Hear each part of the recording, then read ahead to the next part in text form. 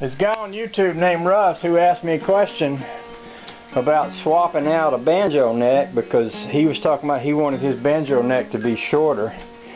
And what I was telling him that the easier thing to do if you want a shorter banjo neck is rather than swapping out the neck, because that's a lot of work and it's pretty tricky, you can put a capo on it. Like this is one style of capo right here. It's just a little clamp that clamps the strings down at a particular place. There's another capo here that's pretty cheap. It's just a little piece of elastic and you wrap it around there. And then here's another kind of capo. There's several kinds of capos. But on a banjo you need a 5th string capo. And on this banjo I put a railroad spike. And what this is like a model train railroad spike. It's wicked tiny. I'll see if I can pull one out of the little part drawer over here and show you what they look like, but they're awful, awful, awful small.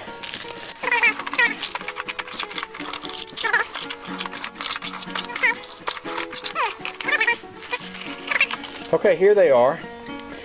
Can you see that little bitty peg? It's like half the size of a fingernail long. And I use a dentist drill to drill a tiny little hole in my neck, and I sink that peg down low. And the whole idea of that is you bring your string down. I don't know if I can put this thing on macro. I don't think I can, not while it's on. But you bring your string down and you hook your string under the peg.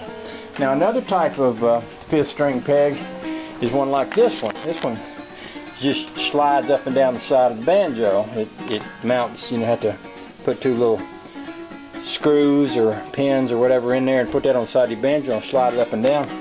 But if you want a shorter neck banjo, rather than changing the neck, you can put a capo on it. I think I've got another one in here which has one of those sliding 5th string capos on it, and there's a different type of capo I use on that one. So I just thought I'd make that for Russ, just to show him what I was talking about. Now I'm going to hush up. My clothes are a little wet. I think I'll change, and Charlie wants me to lay on the floor and play with him. Don't you, Charlie?